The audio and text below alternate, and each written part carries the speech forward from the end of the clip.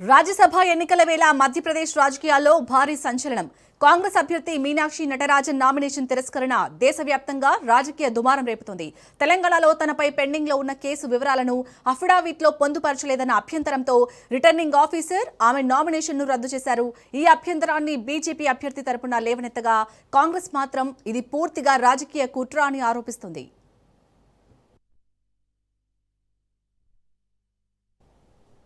అసలు మీనాక్షి నటరాజన్ నిజంగా కేసు విషయాన్ని దాచారా? తెలంగాణలో నమోదైనది క్రిమినల్ కేసేనా లేక కేవలం ప్రైవేట్ కంప్లైంట్ మాత్రమేనా? కోర్టు నోటీస్ వస్తే తప్పనిసరిగా ఎన్నికల అఫిడవిట్లో చెప్పాలా? చెప్పకపోతే నామినేషన్ రద్దు చేయవచ్చా అనే ప్రశ్నలు ఇప్పుడు హాట్ టాపిక్ గా మారాయి.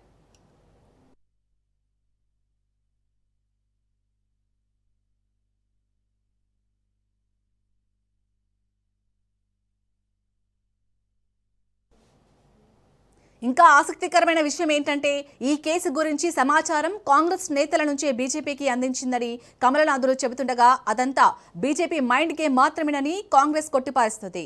మరోవైపు తెలంగాణలో తనపై ఎలాంటి క్రిమినల్ కేసు లేదని కేవలం ఒక ప్రైవేట్ పిటిషన్లో నోటీస్ మాత్రమే వచ్చిందని కాంగ్రెస్ వాదిస్తుంది.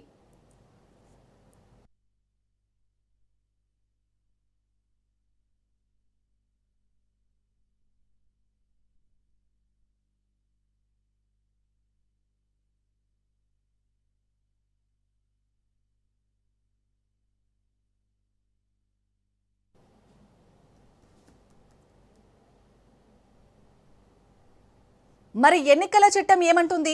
సివిల్ కేసులు, పరువు నష్టం కేసులు, ప్రైవేట్ ఫిర్యాదులు అన్ని అఫిడవిట్లో చెప్పాలా? మీనాక్షి లీగల్ టీం టెక్నికల్ అంశాన్ని తేలికగా తీసుకుందా? ఎన్నికల కమిషన్ ముందు కాంగ్రెస్ అప్పీల్ చేస్తే ఊరట లభిస్తుందా చూడాలి.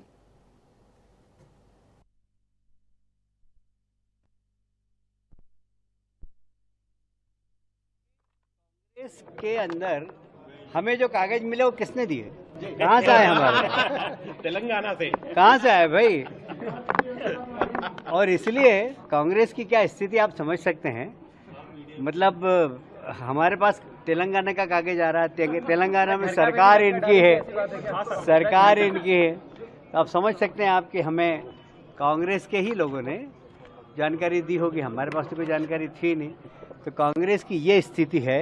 క్రిమినల్ కేసు ఉన్న వాళ్ళు నామినేషన్ వేయడానికి డిఫెక్టర్స్కి అవకాశం ఉంది, కానీ ఎలాంటి కేసులు లేకుండా నిరాపణ ఉంటే మీనాక్షి మాత్రం అవకాశం ఇరా. మరి అన్యాయం ఉంది. ఆమె మీద కేసులు ఏమి లేవు ఒకటి, తర్వాత ఆమె మీద అట్లాంటి రిమార్క్స్ ఏమి లేవు. అనవసరంగా గుడగా ఎత్తేసేట్టుగా ఆమె పార్లమెంటుకు పోనీయకుండా ఆపడానికి జరిగిన కుట్ర తప్ప కానే కాదు. అందులో ఒక మహిళకు ఇంత భయపడాల్సిన అవసరం ఉంది. పార్లమెంట్లో మీకు చాలామంది డిఫెక్టర్స్ వచ్చేస్తారు కదా, వెస్ట్ బెంగాల్లో డిఫెక్టర్స్ వచ్చేస్తారు, అంతా వచ్చేస్తారు.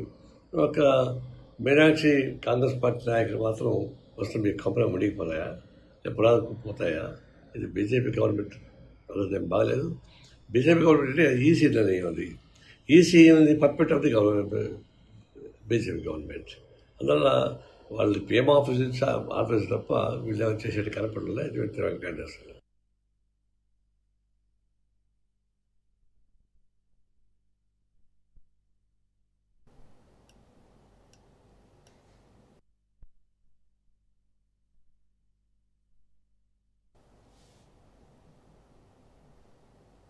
ఇక మీనాక్షి నటరాజన్ నామినేషన్ తిరస్కరణకు సంబంధించి మనకి పూర్తిగా ప్రజెంట్ ఫోన్ లైన్లో సిద్ధంగా ఉన్నారు బీజేపీ అడ్వకేట్ కరుణాసాగర్ గారు. నమస్తే అండి కరుణాసాగర్ గారు. నమస్తే సార్, అసలు మీనాక్షి నటరాజన్ నామినేషన్ తిరస్కరణ వెనుక ఉన్న అసలు కారణం ఏంటి? ఎందుకంటే మీనాక్షి నటరాజన్ కి ఒక మంచి పేరుంది. అసలు నామినేషన్ తిరస్కరణ చేయడానికి ఉన్న కారణం ఏమై ఉండొచ్చు అంటారు? చూడండి, మీనాక్షి నటరాజన్ గారి యొక్క రాజ్యసభ నామినేషన్ ఏదైతుందో అది ఫామ్ 26 ప్రకారం తాను ఫైల్ చేసిన నామినేషన్ లో తనపై ఉన్నటువంటి పెండింగ్ లో ఉన్న కేసెస్, అంటే పెండింగ్ లో ఉండి తనకు నాలెడ్జ్ ఉన్నటువంటి కేసెస్ డిస్క్లోజర్ చేయాల్సింది.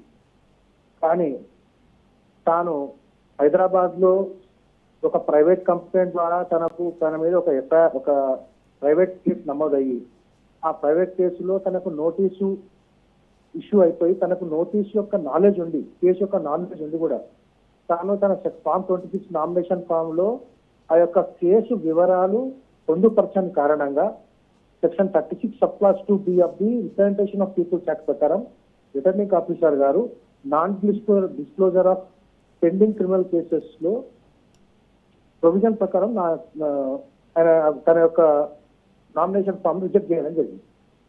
అంటే సార్ ఇప్పుడు తెలంగాణ కేసు వివరాలు తను అఫిడవిట్లో చెప్పకపోవడం అనేది ఒక చట్ట ఉల్లంఘన అనుకోవచ్చా? డెఫినెట్లీ అండి. Under section 33 and 34 of the representation of people act ప్రకారం అఫిడవిట్ ఏదైతే ఫైల్ చేస్తున్నారో ఫామ్ 20 నామినేషన్ తో పాటు దాంట్లో తనకు తెలిసి the best of my knowledge అని చెప్పి కింద ఓత్ ఉంటుంది.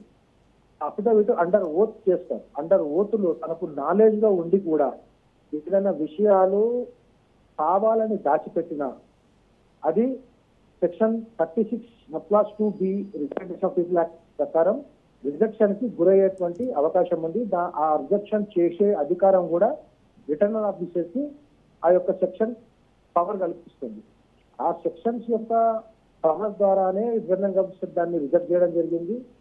ఈ యొక్క హైదరాబాద్ లో ఉన్నటువంటి శ్రీలత అనే ఒక మహిళ మీనాక్షి నటరాజన్ గారి పైన సెక్షన్ 223 BNSS ప్రకారము ఒక ప్రైవేట్ కంప్లైంట్ ఫైల్ చేయడం, అది కేసు నంబర్ కావడము, ఆ కేసులో తనకు మీనాక్షి నటరాజన్ కి నోటీస్ వెళ్ళడము, ఆ నోటీస్ నాలెడ్జ్ ఉన్నప్పటికీ తాను ఆ అఫిడవిట్ లో దాన్ని పొందుపరచకపోవడం అనేది ముఖ్య కారణంగా చూపిస్తూ రిటర్నింగ్ ఆఫీసర్ తన యొక్క నామినేషన్ రిజెక్ట్ చేయడం జరిగింది.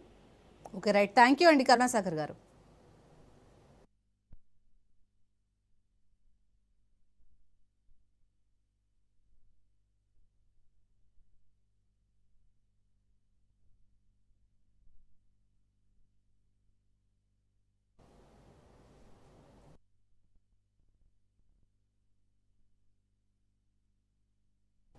రాజ్యసభ ఎన్నికల వేళ మధ్యప్రదేశ్ రాజకీయాల్లో భారీ సంచలనం. కాంగ్రెస్ అభ్యర్థి మీనాక్షి నటరాజన్ నామినేషన్ తిరస్కరణ దేశవ్యాప్తంగా రాజకీయ దుమారం రేపుతుంది. తెలంగాణలో తనపై పెండింగ్ లో ఉన్న కేసు వివరాలను అఫిడవిట్లో పొందుపరచలేదన్న అభ్యంతరంతో రిటర్నింగ్ ఆఫీసర్ ఆమె నామినేషన్ ను రద్దు చేశారు. ఈ అభ్యంతరాన్ని బీజేపీ అభ్యర్థి తరపున లేవనెత్తగా కాంగ్రెస్ మాత్రం ఇది పూర్తిగా రాజకీయ కుట్ర అని ఆరోపిస్తోంది.